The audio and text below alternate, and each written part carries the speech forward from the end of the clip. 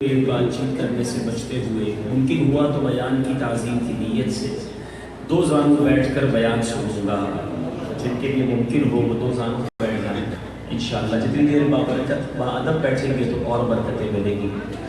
آج بارش کی وجہ سے یہ اجتماع مسجد میں شفٹ کیا گیا. یقیناً جو منتظمین ہوں گے وہ کافی پریشان بھی ہوئے ہوں گے، مایوس بھی ہوئے ہوں گے.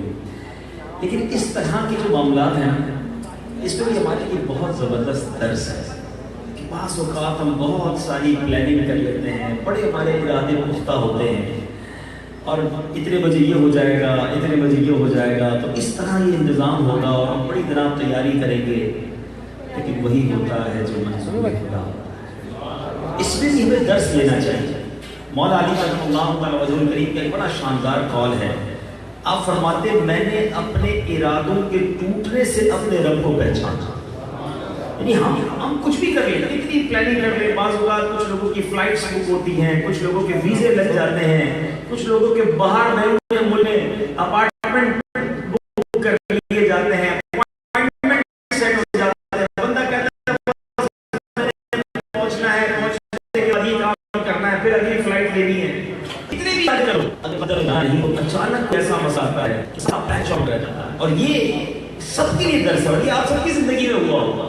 بہت سارے ارادے، بہت ساری تیاریاں ہوں گی اور اسی مومنٹ میں اسی وقت اچانک آپ کو سب کچھ تبدیل کرنا پڑتا ہے. اس میں بعض اوقات بہت سارے لوگ افسردہ ہو جاتے ہیں، دل توڑ لیتے ہیں اور اس میں بھی غلطی کرتے ہیں کہ شکوے کرتے ہیں، شکایات کرتے ہیں، اللہ کی بارگاہ میں ماد اللہ باویلا کرتے ہیں. اب مثال کے طور پہ آج تو چلے اجتماعی ذکر نام تھا، بارش کی وجہ سے مسجد میں شفٹ ہوا، کسی کی شادی ہوگی اور اس میں بارش ہو جائے. ہمیشہ یاد رکھیں میٹھے اسلام بھائی، ایسا کوئی بھی معاملہ ہو جائے نا، ہمیں اللہ پر بھروسہ رکھ کر یہ یقین رکھنا چاہیے کہ میرے رب کے ہر کام میں بہتری ہوتی ہے. ہو سکتا ہے آج اجتماع باہر ہونا ہو اور اس میں کوئی ناخوشگوار واقعہ پیش آنے والا ہو، اللہ کی رحمت برسی اور ہم مسجد کے اندر آ گئے، ہم اللہ کے ہر فیصلے پر مطمئن رہنے والے بن جائیں.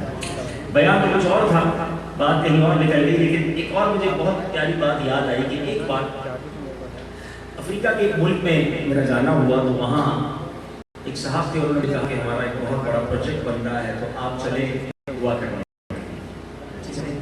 ہم جب ان کے پروجیکٹ پہ جانے لگے تو راستے میں روڈ بلاک، پل بن رہا تھا. انہوں نے بڑی کوشش کی، بڑی سورسیں لگائیں، بڑے فون کیے کہ کسی طرح پل ہمیں کراس کرنے دیا جائے. ان کا جو پروجیکٹ تھا وہ پل کی دوسری طرف تھا. بڑی سورسز، بڑی کوششوں کے بعد ہم پل کراس نہیں کر سکے. تھوڑی دیر بعد ہم واپس شہر میں آئے. اچھا جب میں اترنے لگا تو میں نے ایسی دلاسا دینے کے لیے انہوں نے کہا کہ کوئی بات نہیں، دل بڑا رکھیں، پھر کبھی انشاءاللہ. تو اس شخصیت نے جو جملہ کہا نا وہ میں آج تک نہیں بھولا. میں نے کئی بیان میں یہ بیان کیا ہے کہ وہ کہتا ہے مجھے کہ عبد النبی جب میرا کام ہو جاتا ہے نا میں اللہ کا ایک بار شکر ادا کرتا ہوں اور جب کوئی کام نہیں ہوتا میں 2 بار شکر ادا کرتا ہوں. میں نے کہا یہ کیا بات کی آپ نے، اس کی کیا وجہ ہے؟ کہتے ہیں کیا بھی میں نے جو کوشش کی کرنے کی ہو گیا، وہ بھی رب کی مہربانی ہے. لیکن اگر نہیں ہوا تو میرے رب کی رضا سے نہیں ہوا نا. اللہ نے نہیں چاہا تو نہیں ہوا تو میرے رب نے بہتر چاہا ہوگا. کہ میں تو 2 بار شکر ادا کرتا ہوں جب میرا کوئی کام نہیں ہوتا. میں نے کہا یار توکل واقعی ان سے سیکھنا چاہیے. تو یہی بات، کیونکہ یہ ایگزامپل ہے نا کہ ہم صاحب سب نے بڑی تیاریاں کی ہوں گی، ٹینٹ لگے ہوں گے، دریا بچھی ہوگی، بہت ساری چیزیں آپ نے کی ہوں گی اور وہ سب آپ کو سمیٹنا پڑا. شکوہ نہیں، واویلا نہیں، بے صبری نہیں. اللہ کی رضا پر راضی رہنا سیکھو، انشاءاللہ ہر کام میں برکت ملنا شروع ہو جائے. اللہ مجھے بھی جب کبھی ایسا امتحان آئے، مجھے بھی اور آپ کو بھی صبر کرنے کی توفیق عطا فرمائے. بیٹے میرے اسلامی بھائی، درود پاک پڑھنے کے بے شمار فضائل و برکات ہیں. کعبے کے بدر الدجا، طیبہ کے شمس الضحیٰ، صلی اللہ علیہ وسلم کی بڑی خوبصورت حدیث پاک ہے. میرے آقا فرماتے ہیں من صلی علیہ صلاۃ واحدا صلی اللہ علیہ عشرہ. آقا فرماتے ہیں جس نے مجھ پر ایک مرتبہ درود پاک پڑھا اللہ تعالیٰ اس پر 10 رحمتیں نازل فرماتا ہے. پھر فرمایا من صلی علیہ عشرہ صلی اللہ علیہ مئتا، کہ جس نے مجھ پر 10 مرتبہ درود پاک پڑھا رب کریم اس پر اپنی 100 رحمتیں نازل فرماتا ہے. پھر آقا فرماتے ومن صلی علیہ میئتن، جس نے مجھ پر 100 بار درود پاک پڑھا، صلی اللہ علیہ الفا، رب کریم اس پر 1000 مرتبہ درود پاک نازل فرماتا، یعنی 1000 مرتبہ رحمتیں نازل فرماتا۔ اب بات کیا سمجھ آئی کہ ایک درود پڑھیں تو 10 رحمتیں، 10 پڑھیں تو 100 رحمتیں، 100 پڑھیں تو 1000 رحمتیں۔ اب تک تو ملٹیپلیکیشن چل رہا ہے، ایک کا 10، مگر اب حدیث پاک کا جو اگلا جز ہے نا وہ بڑا ایمان افروز۔ آقا فرماتے ہیں ومن صلی علیہ الفا، جس نے مجھ پر 1000 مرتبہ درود پاک پڑھا، زاحمت کتفہ کتفی علی باب الجنہ، آقا کہتے ہیں جنت کے دروازے پر اس کا کاندھا میرے کاندھے سے ٹچ ہو رہا ہوگا۔ تو اور کیجئے، کاندھے سے کاندھا صف میں ہم اعلان کرتے ہیں کہ صفیں درست کر لیجئے، کاندھے سے کاندھا ملا لیجئے۔ اس کا مطلب کیا ہے کہ جس کا کاندھا کسی کاندھے سے ٹچ ہو رہا ہے بالکل برابر میں اسی کے کھڑا ہے، یعنی گویا آقا یہ بشارت سنا رہے ہیں کہ جو روزانہ 1000 بار درود پاک پڑھ لے، اس میں روزانہ کی بھی قید نہیں ہے، ایک بار بھی 1000 بار درود پاک پڑھ لے، یہ پاک فرماتے ہیں جنت کے دروازے پر اس کا کاندھا میرے کاندھے سے چھو رہا ہوگا۔ کتنی دیر لگتی ہے 1000 بار درود پڑھنے میں؟ فضول باتوں کے لیے بڑا ٹائم ہے، موبائل فون کے لیے ہمارے پاس گھنٹوں ہیں، اگر وقت نکالیں اور درود پڑھنا شروع کر دیں تو نہ جانے کتنے درود ہم پڑھ سکتے ہیں۔ آئیے محبت کے ساتھ نیت بھی کریں گے انشاءاللہ آئندہ کثرت سے درود پڑھیں گے، اور یہ بھی نیت کریں کہ انشاءاللہ اب روزانہ کم از کم 313 مرتبہ درود پاک پڑھیں گے۔ محبت کے ساتھ آواز بلند درود پاک پڑھ لیں، صلو علی الحبیب صلی اللہ تعالی علی محمد صلی اللہ علیہ وسلم۔ اتارنا پڑے گا، ایک بار پھر درود پاک پڑھ لیں، صلو علی الحبیب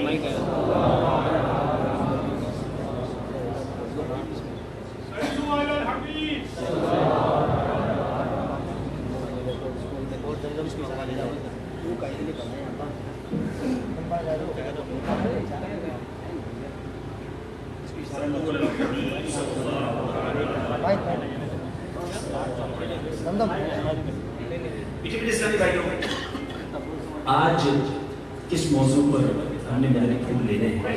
سبحان اللہ، نبی پاک علیہ السلام کی ذات بابرکت ذات ہے۔ میرے آقا علیہ السلام کے فضائل و برکات کا کیا کہنا، آقا کے کمالات کا کیا کہنا۔ نبی پاک تو خود سرتابہ با کمال ہے۔ اعلیٰ حضرت امام اہل سنت لکھتے ہیں نا، سرتابہ قدم ہے تنے سلطان زمن پھول، سرتابہ قدم ہے تنے سلطان زمن پھول، لب پھول بدن پھول زکر پھول دہن پھول، تن کا بھی ہمارے تو ہلائے نہیں ہلتا، آقا تم چاہو تو ہو جائے ابھی کو مہن پھول۔ نبی پاک علیہ السلام وہ عظیم ہستی ہیں، یاد رہے میٹھے میٹھے اسلامی بھائیوں، ہر نبی کو رب عز و جل نے معجزہ عطا فرمایا، اور میرے آقا وہ ہیں کہ جن کو تمام انبیاء کے معجزات کا مجموعہ، کم و بیش 1,24,000 پیغمبر آئے نا، تو گویا 1,24,000 کم و بیش انبیاء کو جتنے معجزات رب نے دیے، نبی پاک علیہ السلام کو ان تمام کے معجزات کا مجموعہ ٹوٹل عطا فرمایا۔ اور دوبارہ غور سے سنیے گا، صرف تمام انبیاء کو جتنے معجزے عطا کی وہی نہیں، بلکہ خود نبی پاک کو اس کے علاوہ ایکسکلوسیو خصوصی طور پر جن کو علماء خصائص کبریٰ کہتے ہیں وہ کمالات بھی عطا فرمائے جو دنیا میں کسی اور کو نہیں دی۔ ٹھیک ہے، اچھا نبی پاک علیہ السلام کی معجزات ہم ساری زندگی بیان کرتے رہیں، بات پوری نہیں ہو سکتی۔ پیارے آقا علیہ السلام وہ عظیم ہستی ہیں کہ زمین پر کھڑے ہو کر اشارہ کریں تو چاند دو ٹکڑے ہو جائے، دعا فرمائیں تو سورج واپس پلٹ آئے، کنکریاں کلمہ پڑھنے لگ جائیں، درختوں کو اشارہ کریں تو درخت چلنے لگ جائیں۔ نبی پاک اپنے مبارک انگلیوں کو صحابہ کرام کے برتن میں ڈالیں تو برتن میں فوارے جاری ہو جائیں، اور 1500 کے قریب صحابہ پانی بھی پئیں، وضو بھی کریں اور سیراب بھی ہو جائیں۔ تو کس کس کمال کی بات کی جائے، کس کس معجزے کی بات کی جائے۔ لیکن میرے پیچھے اسلام بھائی نے بڑی خوبصورت بات علماء نے تحریر کی اپنی کتابوں میں، اور بڑی امپورٹنٹ بات وہ یہ ہے کہ نبی پاک علیہ السلام کو اللہ عز و جل نے جتنے معجزات سے نوازا وہ بے شمار ہیں، لیکن یہ سارے معجزات سوائے 2 معجزات کے، یہ نبی پاک کے کیلیبر اور مرتبے کے مطابق نہیں ہے. یعنی کوئی شخص کوئی بڑا اسپیشل کام کر کے آئے, بڑا کمال کا کام کر کے آئے, اور کوئی کہے یار اس نے بڑا کمال کا کام کیا ہے, تو دوسرا کہے کہ بھائی یہ اتنا قابل آدمی ہے کہ اس کے لیے بڑی معمولی سی بات ہے, اس کے تو بائیں ہاتھ کا کھیل ہے. ہم کہتے ہیں نا کبھی اس کے لیے کوئی بڑا کام نہیں ہے. نبی پاک جو رب کے حبیب ہیں, یاد رکھیے جتنے ہی معجزات میں نے بیان کیے, پتھر کو کلمہ پڑھا دینا, سورج کو دعا کر کے پلٹا دینا, چاند کو 2 ٹکڑے کر دینا, ٹوٹی پنڈلیاں جوڑ دینا, آنکھ باہر آئے تو نبی پاک لعاب رحم لگائیں, حضرت ابو قتادہ کی آنکھ لگائیں تو حضرت ابو قتادہ کہیں پہلی آنکھ سے زیادہ یہ والی آنکھ دیکھنے لگ گئی. ایسے بہت سارے کمالات علماء کہتے ہیں سارے نارمل ہیں. نبی پاک کا مرتبہ یہ نہیں ہے, پیارے آقا کی شان کے مطابق یہ مرتبہ, اور یہ معجزات نہیں. صرف 2 معجزات ایسے ہیں جو سرکار دو عالم صلی اللہ علیہ وسلم کے مرتبے اور منزلت کے مطابق ہیں. اب وہ 2 معجزات کون سے ہیں؟ پہلا معجزہ وہ معجزہ ہے معراج کی شب. رب عز و جل نے اپنے محبوب کو اپنا دیدار کرایا. سارے عالم میں پوری کائنات میں کوئی اور نہیں ہے جس نے رب کو اپنی آنکھوں سے دیکھا. رب نے اپنے حبیب کو یہ کمال, یہ اعزاز دیا کہ وہ کریم کو اپنے پاس بلایا اور اپنا دیدار کروایا. اچھا دنیا میں سب سے بڑا غیب کیا ہے؟ بڑی خوبصورت بات. غیب کہتے ہیں چھپی ہوئی چیز, unseen. سب سے بڑا غیب کیا ہے؟ اللہ عز و جل کی ذات. اللہ سب سے بڑا غیب خود رب ہے. اور آپ دیکھتے ہیں کہ جب رب عز و جل نے اپنے حبیب کو اپنا ہی دیدار کروا دیا, سب سے بڑا غیب دکھا دیا, تو پھر کوئی اور غیب کیوں چھپانا ہے؟ یہ سوال ہوتا ہے کہ علم میں غیب ہے کہ نہیں. اللہ حضرت نے تو بات ہی مکا دی, فرماتے ہیں اور کوئی غیب کیا تم سے یہاں ہو بھلا, جب نہ خدا ہی چھپا تم پہ کروڑوں درود. تو رب عز و جل نے اپنا ہی اپنے محبوب کو دکھا دیا. اور ذرا فرق دیکھیے گا کلیم و حبیب کا. حضرت موسیٰ کیا ہے؟ کلیم اللہ. کیا ہے؟ کلیم کہتے ہیں بات کرنے والا, کلام کرنے والا. آپ کو یہ شرف ملا کہ آپ کوہ طور پر جاتے تھے اور رب عز و جل سے ہم کلام ہوتے تھے, بات کرتے تھے. اب حضرت موسیٰ کے دل میں یہ خواہش جاگی کہ جس رب سے کلام کی سعادت ملتی ہے اس رب کا دیدار بھی کیا جائے. عرض کی مولا میں تیرا دیدار کرنا چاہتا ہوں. التجا کی کہ مولا میں تیرا دیدار کرنا چاہتا ہوں. ارشاد باری ہوتا ہے لن ترانی, اے موسیٰ تم ہمیں نہیں دیکھ سکتے, اے موسیٰ تم نہیں دیکھ سکتے ہمارا جلوہ. اب اللہ تبارک و تعالیٰ نے کچھ اس طرح ارشاد فرمایا, اے موسیٰ کوہ طور کو دیکھو, اور وہاں رب عز و جل نے اپنے نور کی تجلی نازل فرمائی. حضرت موسیٰ اس تجلی کو دیکھ نہ سکے, تاب نہ لا سکے, اور بے ہوش ہو گئے, ہوش میں نہ رہے. اے میرے پیچھے اسلامی بھائیو ذرا غور کیجئے, فرق دیکھیے گا کلیم اور حبیب کا. حضرت موسیٰ خود کہہ رہے ہیں مولا جلوہ دیکھنا ہے. ارشاد ہوتا ہے لن ترانی, اور حبیب کو بلایا جا رہا ہے جبریل امین کے ذریعے کہ اے حبیب رب مشتاق ہے. اللہ تبارک و تعالیٰ کی طرف سے گویا بلاوا آ رہا ہے دیدار کروانے کے لیے. فرق دیکھیے. اور اعلیٰ حضرت اسی بات کو اپنے ہم صلاۃ و سلام میں بھی یہ شعر پڑھتے ہیں نا, اس کی تضمین بڑی خوبصورت ہے. شاید لکھتے ہیں فرق مطلوب و طالب کا دیکھے کوئی. مطلوب کون ہوتا ہے؟ جو خود طلب کرنے والا. فرق مطلوب و طالب پر, فرق مطلوب و طالب کا دیکھے کوئی, قصہ طور و معراج سمجھے کوئی. What is the difference? قصہ طور و معراج سمجھے کوئی بے ہوش جلووں میں گم ہے کوئی. حضرت موسیٰ تو بے ہوش ہے نا, کوئی بے ہوش جلووں میں گم ہے کوئی. کس کو دیکھا یہ موسیٰ سے پوچھے کوئی, آنکھ والوں کی ہمت پہ لاکھوں سلام.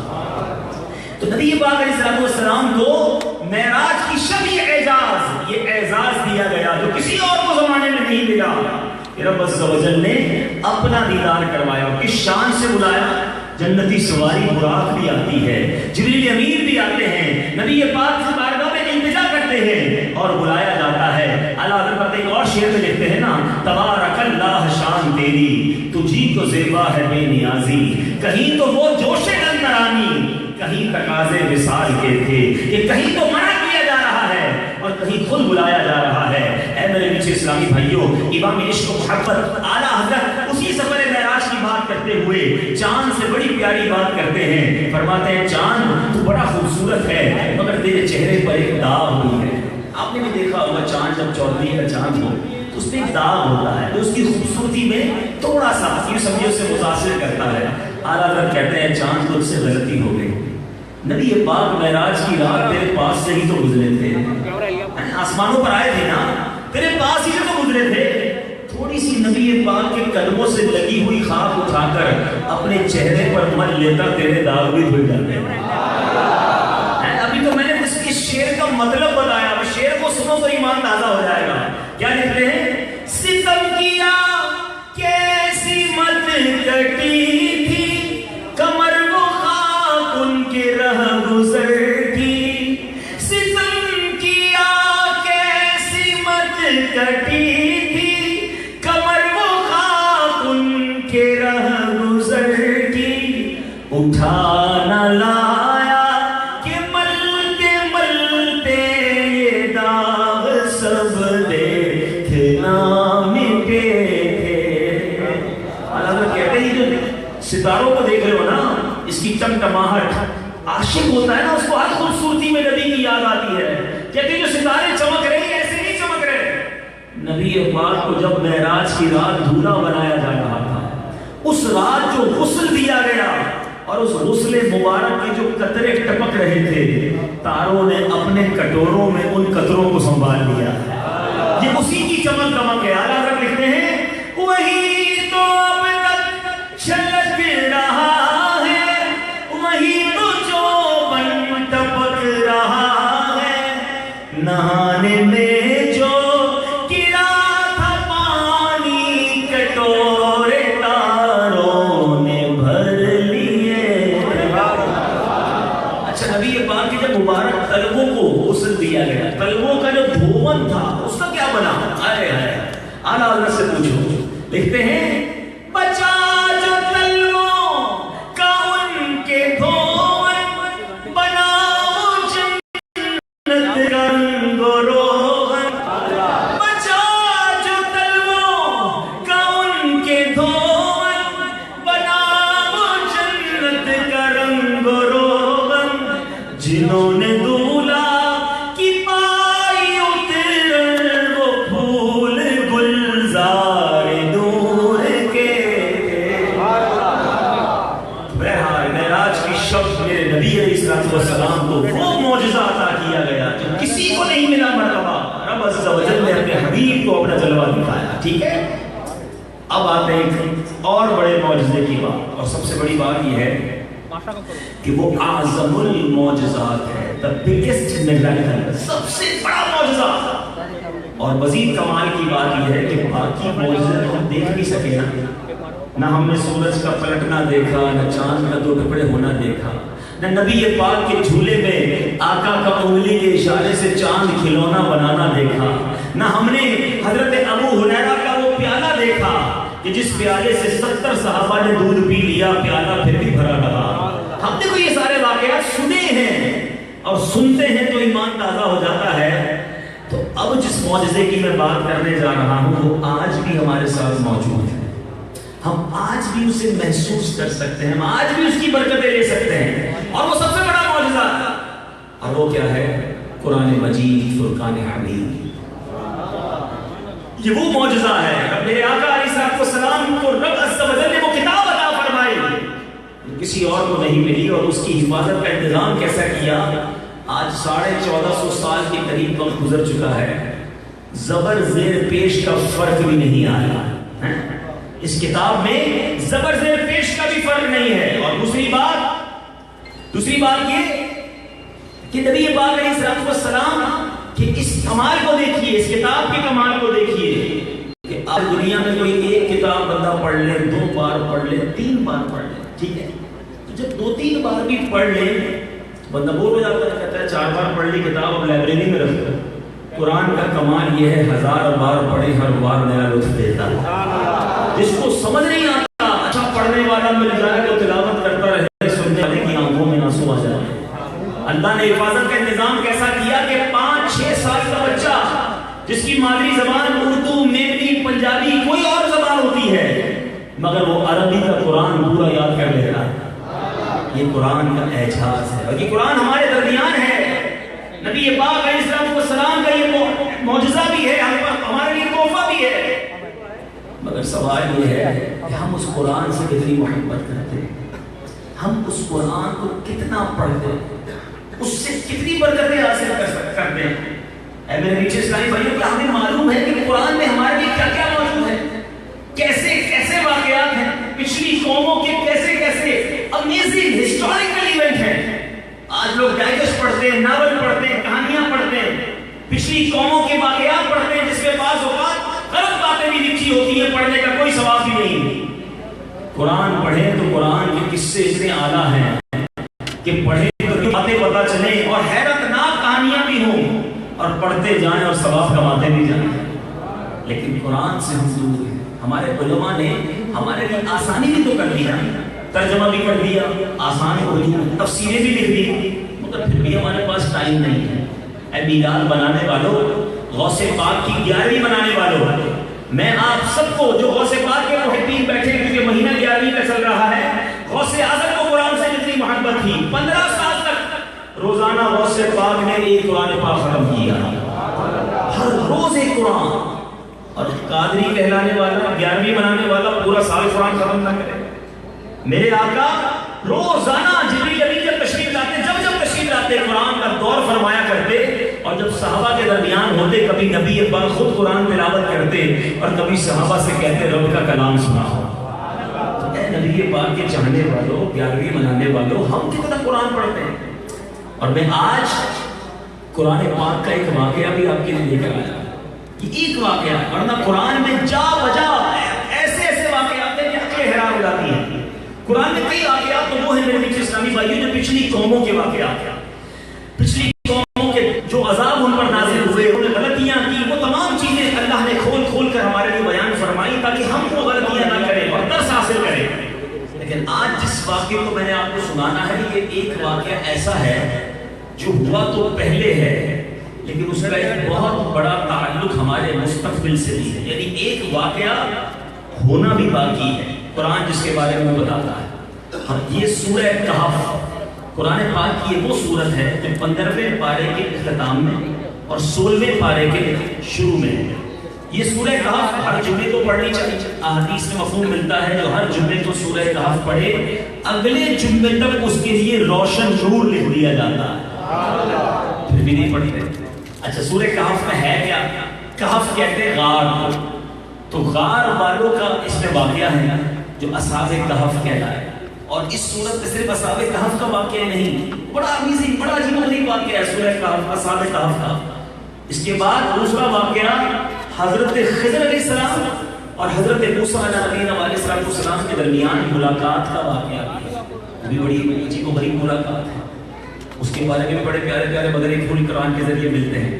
اور اسی سورہ کہف میں ایک تیسرا واقعہ آج میں نے بیان کرنا ہے, وہ حضرت ذوالقرنین اور یاجوج ماجوج کے درمیان جو واقعہ ہوا تھا, یہ بھی اسی سورت کے اندر موجود ہے. اب ذرا دیکھیں, ایک سورت ہے اور کتنے عجیب و غریب واقعات ہیں. پھر کیوں نہ قرآن پڑھیں, اتنے سارے میرے مدنی منع بچے نوجوان بیٹھے, اتنی دلچسپ واقعات ہیں کہ پڑھے تو عقل حیران ہو جاتی ہے کہ قرآن میں رب نے ہمارے لیے کیا کچھ لکھا ہے. مگر آج ہم سے کھلاڑیوں کے نام پوچھ لیں, کھلاڑیوں کے ریکارڈ پوچھ لیں, فلمی اداکاروں کے نام پوچھ لیں, نہیں پتا تو انبیاء, صحابہ اور اولیاء کے بارے میں نہیں پتا. یہ ہماری کتنی بڑی غلطی ہے. یہ بڑے جو ہیں ان کی بھی غلطی ہے کہ انہوں نے بچوں کی کیا تربیت کی. بہرحال میرے پیچھے اسلامی بھائیوں, آج اس واقعے کو سننا ہے حضرت ذوالقرنین. حضرت ذوالقرنین کون تھے؟ پہلے تو یہ سمجھتے ہیں کہ حضرت ذوالقرنین کا نام سکندر ہے اور حضرت خضر علیہ السلام کے یہ خالہ زاد بھائی ہیں. حضرت خضر علیہ السلام ان کے جنگلوں, ان کے وزیر اور جنگلوں میں علم بردار رہے ہیں. یہ حضرت سام بن نوح علیہ السلام کی اولاد میں سے ہیں اور ایک بڑھیا کے ایک لوتے فرزند تھے. حضرت ابراہیم خلیل اللہ علیہ نبینا علیہ السلام کے ہاتھ پر حضرت ابراہیم کے دست حق پرست پر اسلام قبول کیا اور مدتوں حضرت ابراہیم کی یہ صحبت میں رہے اور حضرت ابراہیم نے ان کو کچھ وصیتیں بھی فرمائی تھی. صحیح قول یہی ہے کہ حضرت ذوالقرنین نبی نہیں ہیں بلکہ بندہ صالح ہیں جو ولایت کے مرتبے پر تھے. اچھا نبی پاک علیہ السلام نے بھی حضرت ذوالقرنین کا تذکرہ کیا. کیسے عظیم شخصیت ہے کہ جن کا تذکرہ قرآن میں بھی ہے, جن کا تذکرہ حدیث میں بھی موجود ہے.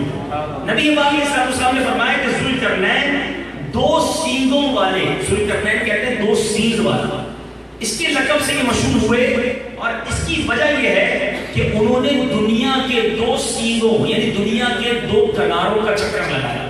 اور بعض قول یہ ہے کہ ان کے دور میں دو قرن یعنی ایک قرن ایک دور 100 سال کا ہوتا ہے, ایک دور میں دو قرن یعنی 200 برس گزرے, اس لیے ان کو ذوالقرنین کہا جاتا ہے. ایک قول یہ بھی ہے کہ آپ کے دو گیسو تھے اس لیے آپ کو ذوالقرنین کہا جاتا. اچھا اب آپ ماں باپ دونوں کی طرف سے نجیب الطرفین اور شریف زادہ تھے, اس لیے بھی لوگ آپ کو ذوالقرنین کہتے ہیں کہ دونوں طرف سے آپ نجیب الطرفین برکتیں دینے والے ہیں. بہرحال حضرت ذوالقرنین کو وہ شرف عطا ہوا جو دنیا میں فقط 4 لوگوں کو ملا, ٹھیک ہے, اور یہ ہے کہ ساری دنیا کی بادشاہی, دنیا میں صرف 4 بادشاہ ایسے گزرے ہیں کہ جنہوں نے پوری دنیا پر حکومت کی ہے. اس میں 2 ایمان والے اور 2 کافر تھے. جو مومنین تھے وہ کون تھے؟ حضرت سلیمان علیہ نبینا علیہ السلام اور حضرت ذوالقرنین, ٹھیک ہے, یہ سب کو یاد بھی ہونا چاہیے. اور 2 بادشاہ جو کافر تھے جن کو ساری دنیا پر حکومت ملی, ساری دنیا پر کنٹرول ملا, وہ کون تھے؟ وہ ہیں بخت نصر اور دوسرا نمرود. یہ دونوں غیر مسلم تھے مگر ان کو ساری دنیا پر کنٹرول ملا. ایک 5ویں بادشاہت بھی ملنی ہے اور وہ انشاءاللہ آگے جا کر ملنی ہے, اور وہ ہوں گے حضرت امام مہدی رضی اللہ تعالیٰ, جو ساری دنیا پر ان کو کنٹرول ملے گا اور ساری دنیا کی بادشاہت انہیں ملے گی انشاءاللہ عز و جل. اب ذوالقرنین رضی اللہ تعالیٰ نے سفر کیے, بڑے امیزنگ, بڑے عجیب و غریب سفر, یہ قرآن میں موجود ہے. اب کیسے سفر کیے کہ سب سے پہلے انہوں نے کتابوں میں پڑھا تھا کہ سام بن نوح علیہ السلام کی اولاد میں سے ایک شخص آب حیات کو پی لے گا تو اس کو موت نہیں آئے گی. تو اس لیے حضرت ذوالقرنین نے مغرب کا سفر کیا, یعنی جہاں سورج غروب ہوتا ہے اینڈ آف دا ورلڈ تک چلے گئے, یعنی ویسٹ میں مغرب میں اتنا سفر کیا کہ آبادیاں ختم ہو گئی. آپ ایسے مقام پر پہنچے کہ سورج غروب کے وقت آپ کو ایسے نظر آتا تھا جیسے سیاہ چشمے کے اندر وہ سورج غروب ہو رہا ہو, بالکل اینڈ آف دا ورلڈ چلے گئے. وہاں ایک ایسی قوم ملی جو جانوروں کی کھال پہنے ہوئے تھی, اس کے سوا کوئی بات ان کے بدن میں نہیں تھا, اور دریائی جانور کھاتے تھے. یہ قوم ناسک تھی. حضرت ذوالقرنین نے دیکھا کہ وہ بے شمار قوم ہے, بہت ہی طاقتور ہے, جنگجو ہیں. تو حضرت ذوالقرنین نے ان لوگوں کے گرد اپنی فوجوں کا گھیرا ڈالا, ان کو کنٹرول کیا, ایمان کی دعوت دی. جو ایمان لائے آپ نے انہیں ایمان والا بنا دیا, اور جنہوں نے آپ سے بغاوت کی انہیں قتل کر لیا گیا. یہ سفر آپ کا کمپلیٹ ہوا. اس کے بعد آپ نے مشرق کا سفر کیا, پہلے مغرب تک چلے گئے. اب جہاں سورج طلوع ہوتا اب بالکل زمین کے اس کونے پر پہنچ گئے کہ وہاں جا کر آپ نے دیکھا کہ سورج جو ہے بالکل آپ کے سامنے دکھ رہا ہے. اور اب وہاں بھی کچھ لوگ ملے جو غاروں میں رہتے تھے. آپ میں سے کئی لوگ اس میں آپ ایمان لائے, آپ کے ساتھ اچھا سلوک کیا. جو نہیں مانے, جو کفر پر رہے, انہیں تہوتیت کر دیا گیا. یہ 2 سفر تو ہو گئے. اب تیسرا سفر, اب آپ نے شمال نارتھ کی طرف سفر کیا, اور یہاں تک کہ 2 پہاڑوں کے درمیان سدین ایک جگہ ہے, وہاں تک پہنچ گئے. تو وہاں کی آبادی عجیب و غریب تھی. ان لوگوں کے ساتھ اشاروں سے بڑی مشکل سے بات کی جا سکتی تھی. ان لوگوں نے حضرت ذوالقرنین سے یاجوج ماجوج کی شکایت کی. اب یہ تو محققین بتائیں گے, لیکن اگر غور کریں دنیا کے نقشے پر, ٹھیک ہے, تو مغرب کی انتہا کہاں ہے؟ ویسٹ کی انتہا امریکہ کا جو اینڈ ہے کیلیفورنیا جس کو کہتے ہیں, کینیڈا کا شہر کیلگری کہتے ہیں, یہ وہ اینڈ ہے جہاں سورج جو ہے وہاں جا کر غروب ہوتا ہے. سب سے آخر میں سورج وہاں غروب ہوتا ہے. مشرق کی اگر ابتدا کی طرف چلے جائیں کہ جہاں سے سورج نکلتا ہے, آسٹریلیا اور آگے جائیں تو فجی آئلینڈ, اور اس طرح جا کر یہ مشرق کی ابتدا ہوتی ہے. بات آگے بڑھانے سے پہلے ایک اچھی خبر یہ دوں کہ فجی جو دنیا کے مشرق کا کونا ہے اور کیلیفورنیا جو دنیا کے مغرب کا کونا ہے، دونوں جگہ پر دعوت اسلامی کے مدنی کاموں کی دھومیں ہیں الحمدللہ۔ دونوں جگہ مدنی کاموں نے الحمدللہ یہاں سے پاکستان سے بھی اوپر لے کر کے سفر کیا۔ اب شمال اگر نقشے میں دنیا کے دیکھیں تو انٹارکٹیکا یہ وہ جگہ جہاں برف بہت زیادہ ہوتی ہے، اب شاید وہی مقام ہے، اللہ بہتر جانتا ہے، لیکن کمال یہ ہے اب وہاں کی قوم نے جب آپ سے کہا کہ یاجوج ماجوج ہمیں بڑا تنگ کرتے ہیں، بڑی جنگجو قوم ہے، وحشی لوگ ہیں، آپ ہماری مدد کیجئے۔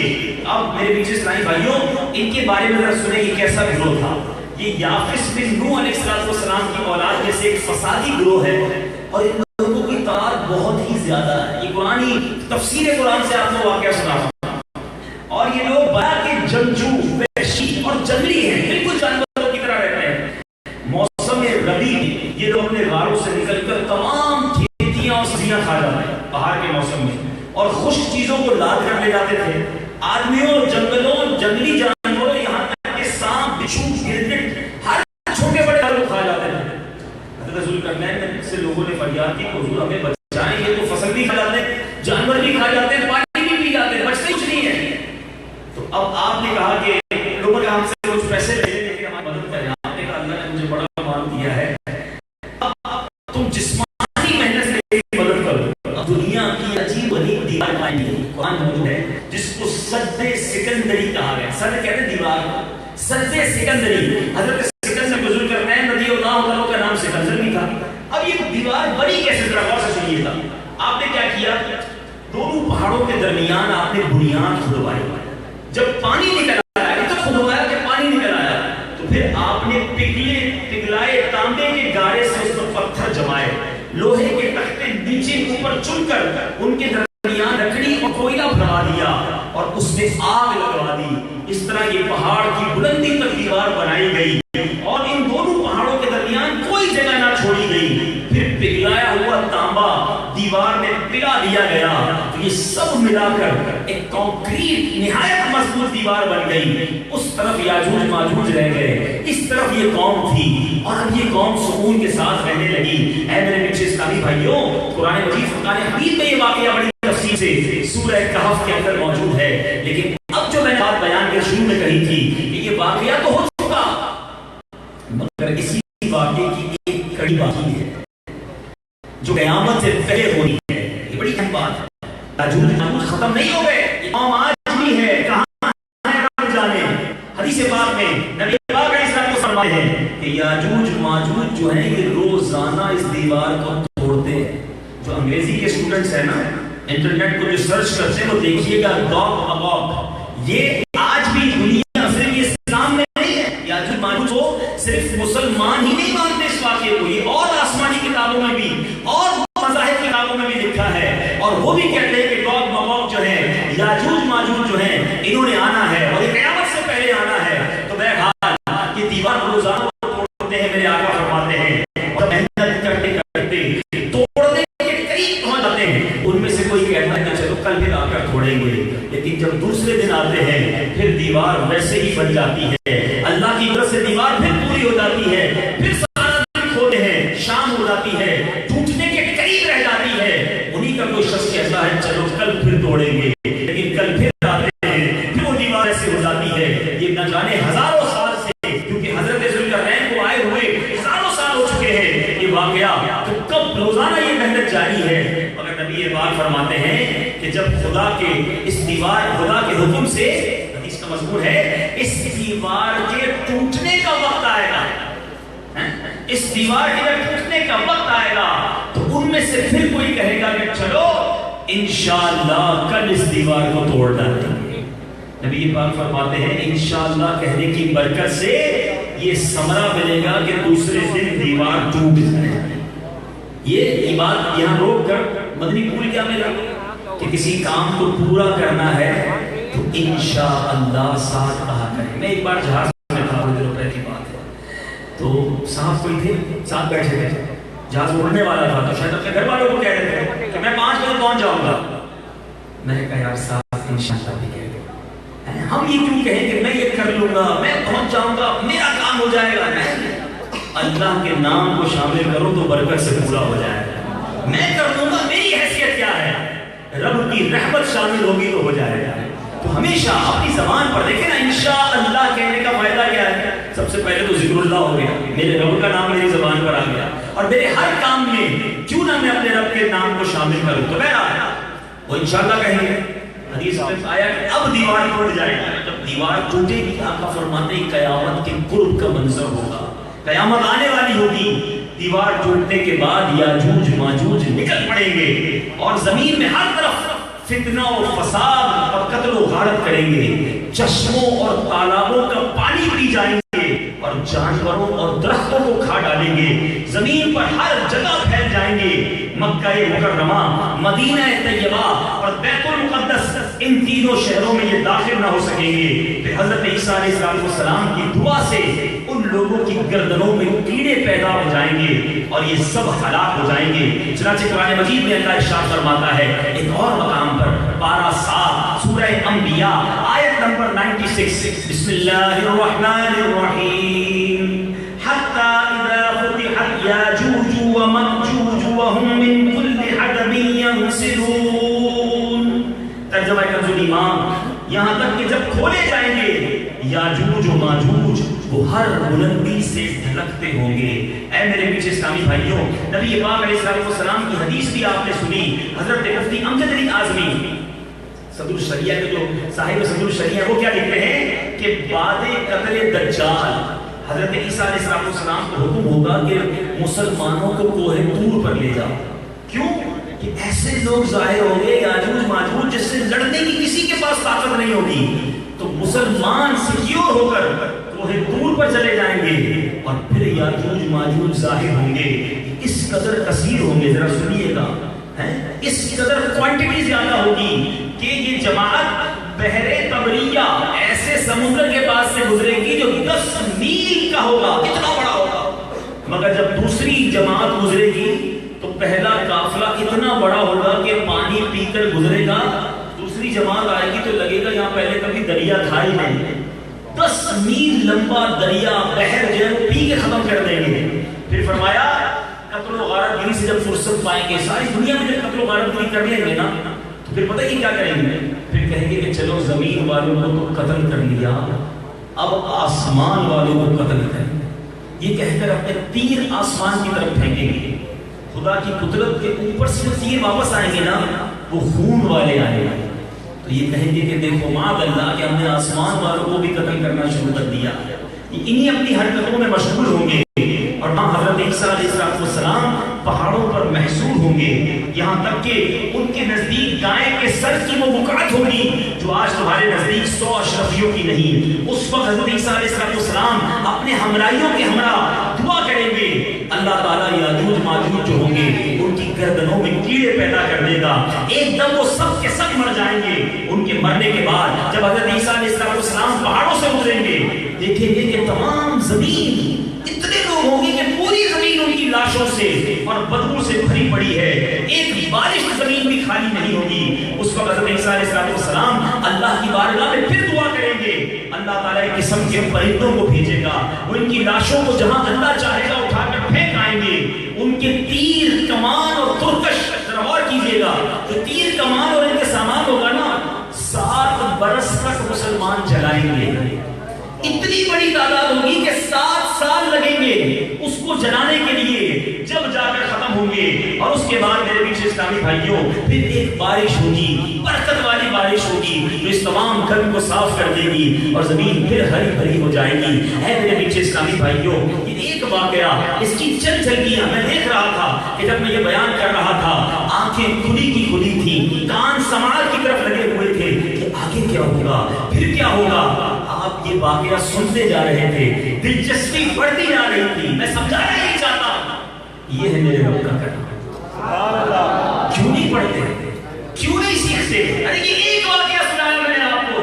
افسوس یہی تو ہے کہ آج ہمارے بچوں کو بہت کچھ پتا ہے مگر نہیں پتا تو نبیوں کے بارے میں نہیں پتا. کس کو پتا تھا حضرت ذوالقرنین کون ہے، ان کا نام سکندر ہے، وہ کس کے خالہ زاد بھائی ہیں. یہی تو افسوس ہے کہ آج سیاست دانوں کی ہسٹریاں پتا ہے، کرکٹر، فٹ بالر، گلوکار، اداکار، ان سب کے نام پتا ہے. نہیں پتا تو اللہ کے نبیوں نبیوں صحابہ اور اولیاء کے واقعات ہمیں نہیں پتا، قرآن میں رب نے کیا فرمایا ہمیں وہ نہیں پتا۔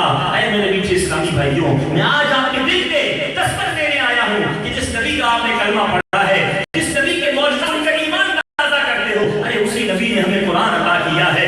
رب کی رحمت سے ہم پر قرآن ہمیں تحفہ ملا ہے، ہم سب کے گھروں میں قرآن موجود ہے، مگر افسوس یہ ہے ہمارے پاس پڑھنے کا ٹائم نہیں ہے۔ اے میرے میٹھے اسلامی بھائیوں، اس کی اہمیت سمجھو، یہ رب کا کلام ہے۔ اور علی کرم اللہ تعالیٰ وجہ کریم کیا خوب فرماتے ہیں، فرماتے ہیں جب میرا جی چاہتا ہے رب مجھ سے بات کرے، جب میرا جی چاہتا ہے میں اللہ سے بات کروں، میں نماز پڑھنے لگ جاتا ہوں، اور جب جی چاہتا ہے رب مجھ سے کلام کرے میں قرآن پڑھنے لگ جاتا ہوں۔ اللہ کلام کر رہا ہے، اللہ کا کلام ہے نا، مگر افسوس ہم صبح اٹھ کر اخبار کو پڑھتے ہیں، ٹی وی پر خبریں دیکھتے ہیں، موبائل فون پر بہت ساری چیزیں چیک کرتے ہیں، پورے دن میں کتنا قرآن پڑھتے ہیں۔ ایسا نہ کرنا۔ حدیث پاک ہے، میرے آقا علیہ السلام فرماتے ہیں تم میں بہترین وہ ہے جو قرآن سیکھے اور دوسروں کو سکھائے۔ ہم ان بہترین لوگوں میں کیوں نہیں شامل ہو جاتے؟ میرے پیچھے خدا را ایک واقعہ میں نے سنا ہے، اتنے واقعات، اچھا میں کتاب کا نام بھی بتا دیتا۔ اللہ ہمارے علماء کرام کو سلامت رکھے، 2 کتابیں حاصل کر لیں، پیسے نہ ہوں خرید نہ سکتے ہو تو ڈاؤن لوڈ کر لیں۔ دعوت اسلامی نے سارے کام آسان کر دی ہے، اول تو ہمیں ان چیزوں پہ خرچ کرنا چاہیے۔ ایک کتاب ہے قرآن پاک کی تفسیر صراط الجنان، اس کی 9 جلدیں آ گئی ہیں، تھوڑا سا خرچہ ہوگا، 2-3 ہزار روپے خرچ ہو جائیں گے، لیکن آپ کے گھر میں قرآن کا انسائکلوپیڈیا ہو جائے گا، اور بڑی آسان اردو، کھولتے جائیں پڑھتے جائیں، اپنے بچوں کو بھی پڑھائیں کہ چلیں آج پہلے پارے کی پہلی رکوع میں پڑھوں گا اور اس کا ترجمہ تفسیر آپ کو بھی سناؤں گا۔ گھر والے گھر میں قرآن پڑھیں تو اور کیا چاہیے؟ قرآن پڑھنے سے یاد رکھیے رحمتوں کا نزول ہوتا ہے، فرشتوں کا نزول ہوتا ہے، ہر لفظ پر آپ کو برکتیں ملتی ہیں۔ قرآن وہ عظیم کتاب ہے جس کو دیکھنا ہے، کہو سبحان اللہ، جس کو پڑھنا ہے عبادت، جس کو چھونا ہے عبادت، جس کو سننا ہے عبادت، عبادت کی عبادت ہے، پھر بھی ہم قرآن نہیں کھولتے۔ تو بہرحال ایک یہ کتاب اور ایک مختصر کتاب، وہ تو فوراً لے لیں، عجائب القرآن مع غرائب القرآن، میرا خیال ہے 200-300 روپے کی کتاب ہوگی، مکتبۃ المدینہ سے حاصل کر لیں۔ یہ واقعہ بھی میں نے اسی سے سنا ہے کہ یہ ایسے قرآن کے جتنے عجیب و غریب واقعات ہیں وہ علماء نے ہمیں لکھ کر دے دیے ہیں، مگر پھر بھی ہم نہیں پڑھتے۔ کتنا اچھا ہو کہ ہم اپنے بچوں کو کہیں کہ چلو بچوں آج میں آپ کو قرآن کا ایک قصہ سنا، بٹھایا 15 منٹ لگے، ایک واقعہ سنایا، اسی کتاب سے سنا ہے، روز کا ایک واقعہ، کتنی معلومات میں اضافہ ہوگا، کتنا ایمان تازہ ہوگا، بچوں کو قرآن سے محبت بڑھے گی۔ اے میرے پیچھے اسلامی بھائیوں کا اللہ کو پڑھے، اس برکت سے ہم اللہ سے دعا کرتے ہیں کہ یاجوج ماجوج کے فتنے سے ہمیں محفوظ فرمائے، دجال کے فتنے سے ہمیں محفوظ فرمائے، ہمارے ایمان کی حفاظت فرمائے، اور قرآن پاک سے ہم سب کو سچی محبت عطا فرمائے۔ آخری بات اور بڑی اہم بات، قرآن پڑھنا ہے نا، انشاءاللہ پڑھیں گے نا، لیکن قرآن صحیح بھی پڑھنا ہے۔ قرآن کون سی زبان میں ہے؟ عربی زبان۔ کون سی زبان میں؟ عربی زبان میں۔ عربی زبان دنیا کی سب سے زیادہ حساس زبان ہے، موسٹ سینسٹیو لینگویج آن ارتھ، زمین پر سب سے زیادہ حساس کوئی زبان ہے نا تو وہ عربی ہے۔ اس کی وجہ میں آپ کو کوئی بھی بات اردو میں کروں اور تھوڑا سا اس کو چینج بھی کر دوں تو فرق نہیں پڑتا، مگر عربی میں زبر زیر پیش کا فرق کر دینا تو معنی ہی ٹوٹل تبدیل ہو جاتا ہے۔ میں مثال دیتا ہوں ایک تاکہ آپ کو احساس ہو کہ قرآن کتنا امپورٹنٹ طریقے سے، کتنا دھیان سے پڑھنا ہے۔ قرآن میں ہم پڑھتے ہیں انعمت علیہم، ٹھیک ہے، اب اس کے معنی کیا ہے؟ جس پر تو نے احسان کیا، اہدنا الصراط الذین انعمت علیہم، جس پر تو نے احسان کیا۔ کوئی پڑھتے انعمت علیہم، انعمت کی جگہ کیا پڑھ دے؟ انعمت، تھوڑا سا فرق ہے نا، زبر کی جگہ کیا پڑھ دیا؟ مطلب پتہ کیا بن جائے گا؟ جن پر میں نے احسان کیا۔ اب آپ سوچیں معنی تبدیل، ایمان چلا جا سکتا ہے بعض اوقات، بعض صورتوں میں دانشتہ اگر کوئی اس طرح پڑھتا ہے معنی سمجھتا ہے، سمجھ رہے ہیں؟ اللہ کا کہا ہے اللہ جن پر تو نے احسان کیا، انعمت علیہم جن پر میں نے احسان کیا۔ قرآن پاک کی مختصر سا لفظ ہے قتل داؤد جالوتا، قتل کیا داؤد نے جالوت کو، جائے گا قتل کیا جالوت نے داؤد کو، بالکل اسی طرح مخارج کی بات کرتے ہیں، الحمدللہ للہ رب العالمین. تمام تعریفیں اللہ آ رہی ہیں. یہ پڑھنے تعلیم کا رب ہے. اب پڑھتے الحمدللہ رب العالمین. الحمد کی جگہ کیا پڑھے؟ الحمدللہ. ہا کی جگہ ہا. مانا پتہ کیا بنا؟ تمام شعلے برائیاں لگا دی. شروع کر رہا ہے بیچارہ فجر پہ پہنچا, وضو بھی کیا, سردی بھی لگ رہی ہے, اور جا کر یہ پڑھ رہا ہے. نماز فائدہ دے گی, برکت ملے گی؟ شاید یہی تو وجہ نہیں کہ کہتے ہیں یار 15 سال سے نماز پڑھ رہا ہوں, کوئی برکت ہی نہیں مل رہی, تلاوت کرتا ہوں کوئی مجھے چاشنی نہیں ملتی تلاوت. صحیح پڑھ رہے ہو کہ نہیں؟ یہ بڑا امپورٹنٹ ہے. قل هو اللہ احد. کہو کہ اللہ ایک ہے. دیکھو آپ سب کو معنی بھی پتا ہے. احد ایک ہے. اگر کوئی پڑھتا ہے کل کی جگہ کل, قاف نہیں پڑھتا, کاف پڑھتا ہے, چھوٹی کاف, ڈنڈی والی کاف. کل کے معنی کیا ہے؟ کہو. کل کے معنی ہے کھاؤ. احد ایک ہے, احد بزدل ہے. جو اللہ کے لیے لفظ استعمال کرے گا کیا تلاوت اسے برکت دے گی؟ روایتوں کا مفہوم ہے کہ کچھ تلاوت قرآن کرنے والے وہ ہیں جن پر خود قرآن لعنت کرتا ہے.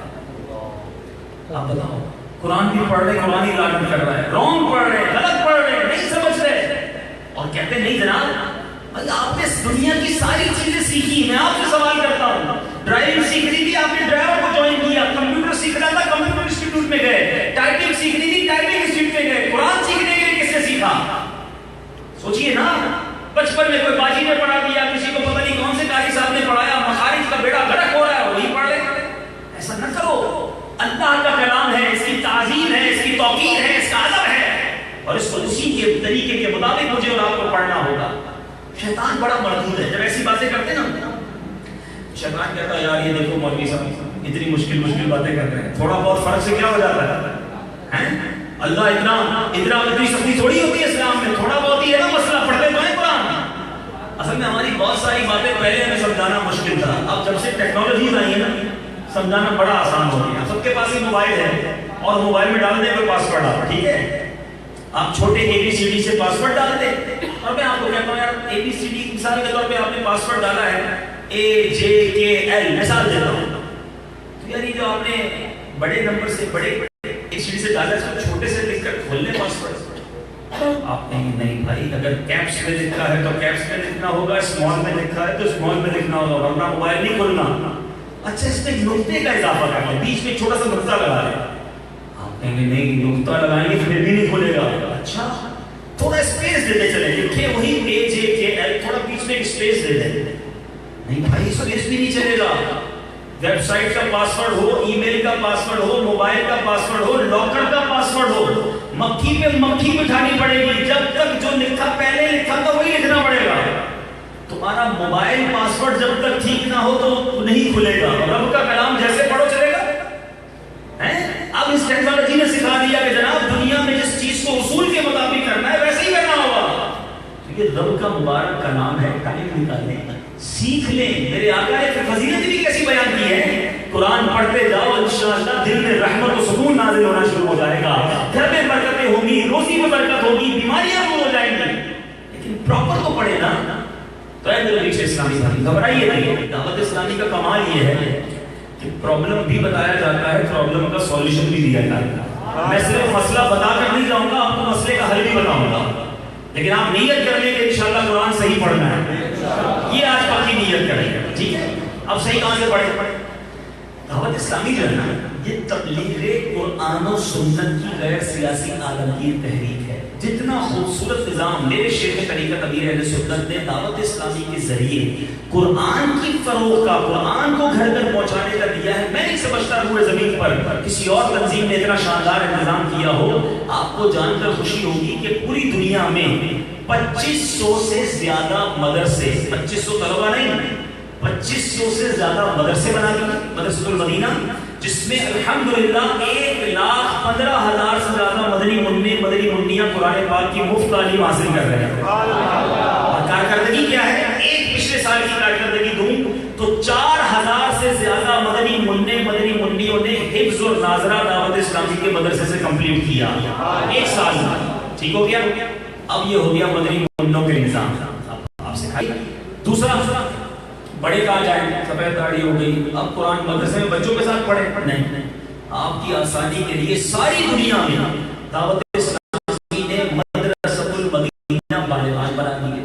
مسجدوں کے کہیں والے کے بعد، کہیں فجر کے بعد، اب رابطہ کریں، یہاں بھی ہوگا انشاءاللہ، مجھے امید ہے۔ عشاء کے بعد آئیں، 15 منٹ کے لیے آئیں، 20 منٹ کے لیے آئیں، اور آ کر قرآن اپنا درست کرتے ہیں۔ جو پڑھانے والے اسلامی بھائی ہوتے ہیں، بھائی میرے نماز پہلے سن لیں، نماز پڑھو، اب میری کچھ آخری 10 سورتیں سن لیں، اس کے مخارج ٹھیک ہے کہ نہیں، تاکہ جو روز پڑھنے کا قرآن ہے پہلے وہ ٹھیک ہو جائے، پھر آگے اور مخارج نہیں کریں تو 15-20 منٹ بھی نہیں نکال سکتے کیا قرآن کے لیے؟ پھر الحمدللہ ایک اور آپشن، آپ کا ایمان تازہ ہو جائے گا۔ دعوت اسلامی چونکہ انٹرنیشنل آرگنائزیشن ہے، ساری دنیا میں جب گئے بہت سارے ملکوں میں دیکھا کہ قرآن لوگ پڑھنا چاہتے ہیں، پڑھانے والے کوئی نہیں ہے، مسجدیں دور دور ہیں، اب کیا کریں بھائی؟ ہر طالب علم کے گھر پر بھیجنا بھی مشکل۔ الحمدللہ ٹیکنالوجی سے فائدہ اٹھا کر مدرسۃ المدینہ آن لائن بنایا، پاکستان میں ہم نے کمپیوٹر لگائے، سینکڑوں قاری صاحب اسلامی بھائی اور اسلامی بہنوں کو ہم نے اجارہ دیا، ان کو جابس دی، اور آپ کو جان کر خوشی ہوگی اس وقت میری معلومات کے مطابق 86 ملکوں سے زیادہ ملکوں میں 5000 سے زیادہ اسلامی بھائی اسلامی بہنیں مدنی منع مدنی منیاں انٹرنیٹ کے ذریعے قرآن پاک پڑھ رہے ہیں۔ اب اگر بھی قرآن نہیں پڑھنا ہم نے تو پھر تو ہمارا قصور ہے۔ ہر وہ طریقہ دعوت اسلامی نے اپنا لیا کہ آپ کے گھر کے دروازے تک قرآن پہنچ جائے۔ اچھا یہ آن لائن کی سروس بھی بتاتا چلے کے ناظرین کو کہ پہلے ہم نے ریسٹرکٹ کیا تھا، پابندی لگائی تھی کہ پاکستان والوں کو انٹرنیٹ کے ذریعے نہیں پڑھائیں گے، داخلہ نہیں دیں گے، کیونکہ یہاں تو مدرسے موجود ہیں، باہر والوں کو پہلے موقع ملے۔ مگر اب ہم نے مخصوص چند دنوں کے لیے سمجھیے داخلے اوپن کیے ہیں۔ اگر آپ میں سے بھی کوئی ایسا میرا بھائی ہے جو رات کو عشاء میں بھی فارغ نہیں ہوتا، وہ سب کہتا ہے جناب آپ 12 بجے فارغ ہوتا ہوں، اب قرآن پڑھیں، تو اب انٹرنیٹ کے ذریعے روزانہ اپنے وقت کے مطابق اپنے گھر میں بیٹھ کر آپ قرآن پڑھ سکتے ہیں۔ آپ کو ایک قاری صاحب صرف آپ کے لیے آن لائن آئیں گے اور آپ کو قرآن پڑھائیں گے۔ دعوت اسلامی .net یہ دعوت اسلامی کی ویب سائٹ ہے، وہاں جائیں، اپنی رجسٹریشن کروائیں، اپنا ٹائم بتائیں، آپ کو انشاءاللہ بہت مختصر سی فیس لے کر پورے مہینے تک روزانہ جب تک آپ کا قرآن درست نہیں ہوگا آپ کو پڑھاتے رہیں گے، اور انشاءاللہ اس کی برکتیں آپ مل سکتے ہیں۔ اللہ تعالیٰ مجھے بھی آپ کو بھی قرآن پاک سے محبت عطا فرمائے، قرآن پاک سیکھنے اور دوسروں تک پہنچانے کی توفیق عطا فرمائے۔ ایک بہت خوبصورت اعلان بھی میں نے کرنا ہے، اور یہ اعلان جنت میں گھر بنانے کا موقع مل رہا ہے۔ کس کس کو جنت میں گھر چاہیے؟ آئے آئے اللہ کریم ہم سب کو جنت میں اعلیٰ محل عطا فرمائے۔ حدیث پاک سنا دیتا ہوں، میرے آقا علیہ السلام فرماتے ہیں جس کا مفہوم ہے جو اللہ کے لیے مسجد بناتا ہے اللہ اس کے لیے جنت میں گھر بناتا ہے۔ تو جب بھی مسجد پتہ چلے نا بن رہی ہے، اور بالخصوص دعوت اسلامی والے بنا رہے ہیں، تو ڈبل فائدہ ہے۔ کیوں؟ کہ مسجد بنائیں گے بھی چلائیں گے بھی، وہاں درس بھی ہوگا، بیان بھی ہوگا، مدرسہ بھی ہوگا، انشاءاللہ مدنی قافلے بھی ہوں گے، اجتماعات بھی ہوں گے۔ مسجد ایک ایسا ثواب جاری ہے، جیسے یہ مسجد جس میں موجود ہے، ہو سکتا ہے اس کو بنانے والے اس وقت نہیں ہو دنیا میں، یا کچھ چلے گئے ہو، لیکن آج وہ اپنی قبر میں ہوں گے، روزانہ انہیں ثواب پہنچ رہا ہو، نمازوں میں ثواب، یہ اجتماع ہو رہا ہے اس کا بھی ثواب انہیں پہنچ رہا ہوگا۔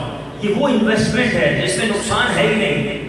تو اے میرے میٹھے اسلامی بھائیوں، آپ ہی کے علاقے میں سبحان اللہ بفر زون میں مسجد کے لیے جگہ خریداری کے لیے قرض لیا گیا۔ اب دیکھو یار آپ کے علاقے میں مسجد بنی اور مقروض میں، اور آپ قرضے میں ہو تو پریشان ہو جاتے ہیں، اللہ کے گھر کی جگہ نہیں ہوگی قرضہ لے کے نہیں، کیا کرتے بھائی؟ تو اب بہرحال قرض ادا کرنا ہے، اور 1,20,00,000 روپے قرضہ ہے، 240 گز کی جگہ ہے، ایک گز 1,25,000 نے حساب بنا لیا، 1,25,000 روپے گز بنتا ہے، اور اسکوائر فٹ صرف 12,000 روپے۔ نیت یہ ہوگی کہ مسجد کا قرض اتارنے کے لیے دے رہا ہوں، لیکن ذرا سوچیں قبر میں کتنے گز زمین چاہیے ہوتی ہے؟ 2 گز۔ جس کو اللہ نے نوازا ہے، میں مشورہ دے رہا ہوں بھائیوں والا مشورہ کہ 2 گز زمین مسجد میں دے دو، کیا پتا یہ 2 گز زمین مسجد کی میری 2 گز کی قبر کو روشن کرے۔ اللہ کے در اور مرحومین کے لیے، ماں باپ کے لیے دے لیں جن کے والدین دنیا سے چلے گئے، دادا دادی نانا نانی، جس کو جتنا اللہ نے نوازا، اور جو 1 گز نہیں دے سکتا، کم از کم جتنے بھائی میرے یہاں بیٹھے ہیں نا، 1 فٹ اسکوائر فٹ 12,000 روپے، ہم سب نہیں کر جتنے یہاں بیٹھے کوشش کریں۔ اچھا اس میں یہ بھی ہو سکتا ہے، مجھے یاد آ گیا کہ اس میں جس طرح ہوتا ہے نا مارکیٹ میں کوئی نیا آئٹم آ جائے، بڑا جو کاروباری لوگ ہیں میری بات سمجھ جائیں گے، بندہ کہتا ہے یار تھوڑا سا میرے لیے بھی مال رکھنا کہیں بک نہ جائے، بڑی اچھی آئٹم ہے، تھوڑے پیسے ارینج کر رہا ہوں، میرے لیے بکنگ کروا دیتا ہے. میرا مشورہ ہے، دیکھیں بھائیوں والا مشورہ، میں یہ آپ کو بتا دیتا ہوں، یہ بات آج لکھ لیں کہ آج سے کچھ مہینوں کے بعد جب ہم بفر زون کے قریب سے گزریں گے نا تو یہ مسجد عالی شان بنی ہوئی ہوگی، اور پھر ہم دیکھیں گے نا ہمیں افسوس ہوگا یار اعلان تو ہوا تھا، میرا حصہ کہاں ہے، میں نے کچھ بھی نہیں ملایا اس میں. میں آپ کو مشورہ کر رہا ہوں اس میں بکنگ کروا دیں. مجھے یاد ہے کہ جب ہم نے ٹیلی تھون کیا تھا، مدنی عطیات مہم کی تھی عالمی مدنی مرکز فیضان مدینہ کو بنانے کے لیے، تو ہم نے شاید 10,000 روپے یونٹ رکھا تھا یا 20,000 روپے یونٹ رکھا تھا. تو مجھے ایسے کالز آئے ہیں، ایسے میسیجز آئے ہیں کہ عبدالربیع بھائی آپ کی بڑی مہربانی، 1 یونٹ ہمارے لیے رکھیے گا، ہم تھوڑے پیسے جمع کر رہے ہیں تو ہو جائیں گے، کہیں یہ ختم نہ ہو جائے، ہم چاہتے ہمارے بھی پیسے لگ جائیں. تو جس طرح کسی کاروبار میں، جس طرح کسی نفع والے کام میں ہماری خواہش ہوتی ہے کہ ہمارے پیسے بھی لگ جائیں، اے میرے نیچے اسلامی بھائیوں، میں آپ کو مشورہ کرتا ہوں کہ بفر زون کی جو مسجد بن رہی ہے یہ تھوڑے دنوں میں پیسے پورے ہو جائیں گے، لیکن ان کا جو قرضہ باقی ہے اس کو اتارنے میں آپ ہمت کیجئے، ان کا ساتھ دیجئے. اللہ کریم سے دعا ہے یا اللہ جنہوں نے حصہ ملا لیا اور جو آئندہ بھی حصہ ملا ہے سب کو جنت میں اعلیٰ مہر عطا فرما، آمین. بیان ایک سبقت لسانی ہوئی، بھائی نے میری توجہ دلائی. مطلوب کا مطلب ہے جس سے طلب کیا گیا ہے، اور طالب وہ ہوتا ہے یعنی طلب کرنے والا، اس چیز کا جو طلب کرتا ہے کہ مجھے یہ چاہیے وہ طالب ہوتا ہے، مگر مطلوب وہ ہوتا ہے جسے طلب کیا گیا ہو. یہ میری رہنمائی کی، اللہ کریم انہیں بھی جزائے خیر عطا فرمائے. صلو علی الحبیب.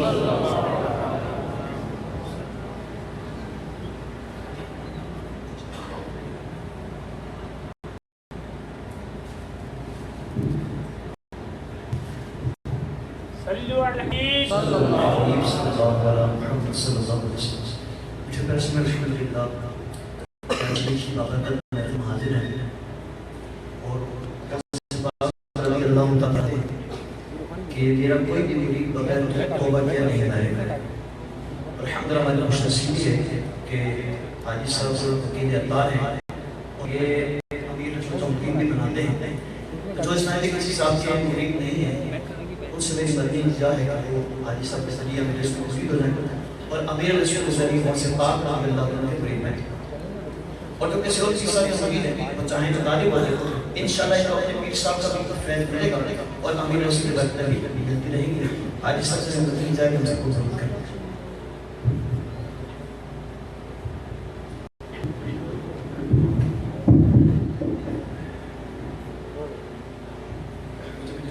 جو اس میں مرید ہونا چاہیں جس طرح میں کہتا جاؤں دہراتے جائیں.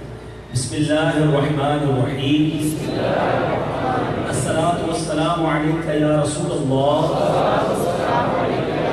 وعلی آلک واصحابک یا حبیب اللہ.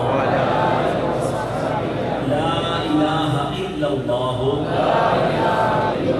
محمد رسول اللہ صلی اللہ تعالی علیہ وسلم.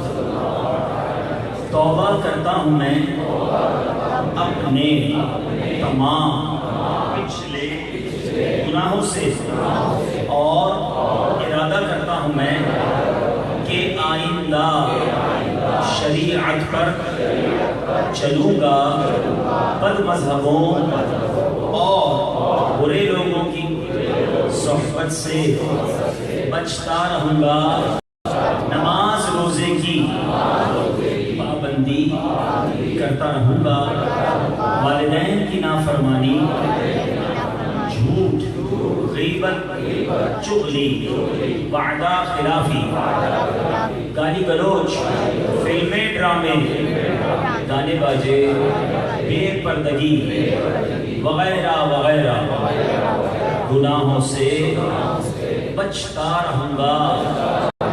اے اللہ میری اس توبہ کو قبول فرما اور مجھے میرے ارادے پر ثابت قدم رکھ.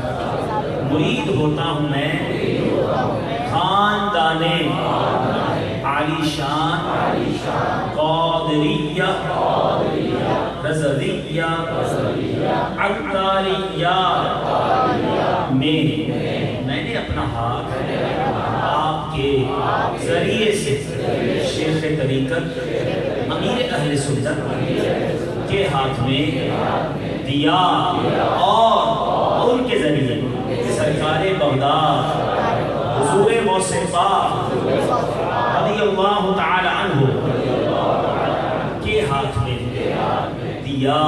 اے اللہ مجھے جناب غوث اعظم کے مریدوں میں قبول فرما، اور کل قیامت میں غوث پاک کے غلاموں میں اٹھا۔ الصلاۃ والسلام علیک یا نبی اللہ وعلی آلک واصحابک یا نور اللہ۔ انشاءاللہ نعت شریف ہوگی اور پھر